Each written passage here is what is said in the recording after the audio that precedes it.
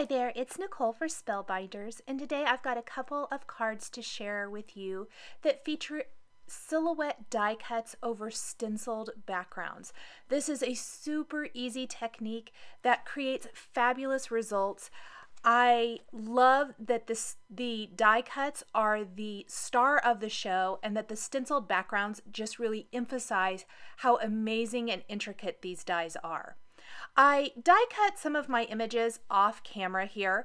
I am using the Spellbinders Shapeabilities, Every Day's a Happy Day Little Loves, and then the Shapeabilities Little Loves A2 card front for these two cards today. The backgrounds are going to be the same basically. I'm just switching up which silhouette images I'm going to use.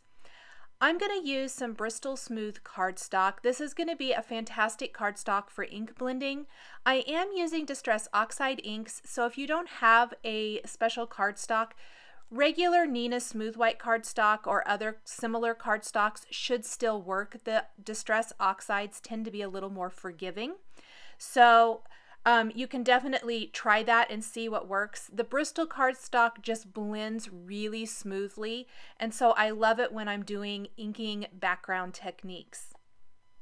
I am using the Tim Holtz Raise stencil, and I'm inking the Raise with Fossilized Amber Fossilized Amber and Abandoned Coral Distress Oxide inks. Then I'm removing the stencil and going over the whole thing with my ink blending tools, kind of without adding additional ink to those ink blending tools, and getting a nice blend so that the entire background is inked. I don't want any part of it to be white. Then I'm going to grab my die. This is the A2 Little Loves card front, and I'm going to place it over that.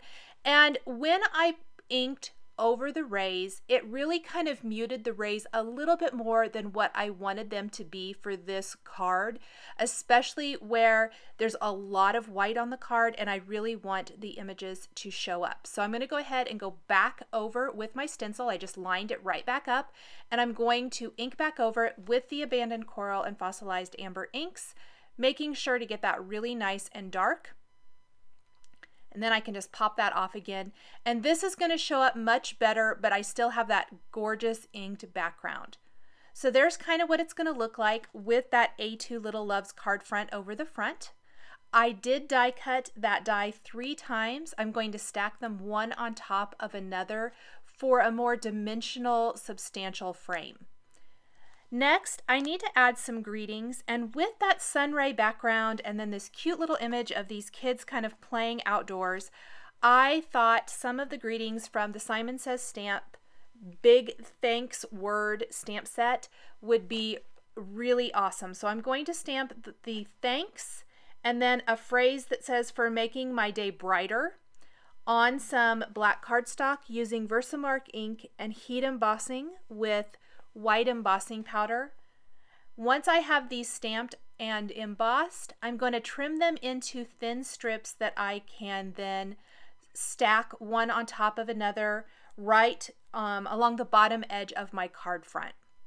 So I'm going to just tap off that excess. I want to make sure that the white embossing is really nice and bright white and easy to read. And I did stamp these really close together because I want the strips to be really thin, and I didn't want to have to trim a bunch of excess. I just used my scissors to snip these down and kind of trim them up a little bit, shorten them. And then I'll put a little score tape on the back to adhere them. But first, let's go ahead and adhere these A2 card front Little Loves frames one on top of another, so that we can build that up a little bit. One frame would probably be fine. I just am a huge fan of the dimension that you get from stacking them one on top of another, especially with a fairly simple card design. I love to find little ways to dress it up and make it even more eye-catching. I'm using some liquid glue. This is the Ranger Multi-Matte Medium with a fine tip applicator on there to add some glue to the back of these. They are really detailed, and so I found that this was probably about the best way to glue them one on top of another. In between each layer, I'm just putting something heavy. I like to use an acrylic block. You could use a book or something similar to put on top to hold them down, hold them flat until that glue dries. The glue dries really quickly. And then I'm simply going to flip this whole thing over, add another layer of glue, and then I want to glue the background to this. And I thought it would be easier to take the background to this detailed die-cut silhouette frame rather than trying to line it up.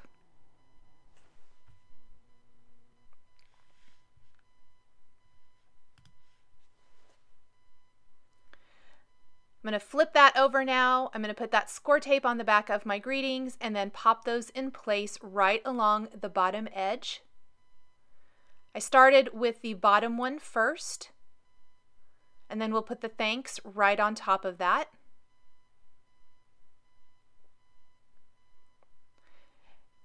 I was having trouble picking up the score tape, and whenever that happens with some adhesive that maybe has a backing like this, I like to use some fine tip tweezers. That works really well to remove that backing paper. The last thing I'm going to do before adhering this to a white top fold card base is I want to add some sort of an embellishment. And I love these candy heart. They're like little foam embellishments from honeybee stamps. And this is the Kiss Me color, and I think it's the perfect red color. It complements the abandoned coral Distress Oxide ink perfectly. I'm adding little dots of the Ranger Multi-Matte Medium throughout my card design, and then gluing all those little hearts in place.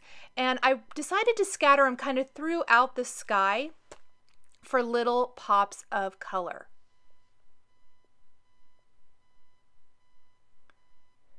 You could also use tweezers here.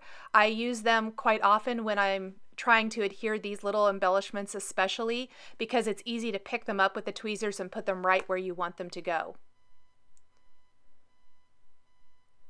Now this is A2 sized, which means this entire panel is going to fit the front of your card base. So I just opted to use this white card base here. You're still going to see the scallop detail around the edge, especially since we've stacked 3 of these frames one on top of another. But the entire card front, you're not really going to see a border around it, I guess is what I want to say, because it really fits the front of an A2 sized card. The 3 layers is going to make that front of the card nice and substantial, and you're not going to have to worry that it's going to bend or anything, especially since we've glued them all in place. Now my second card is really similar.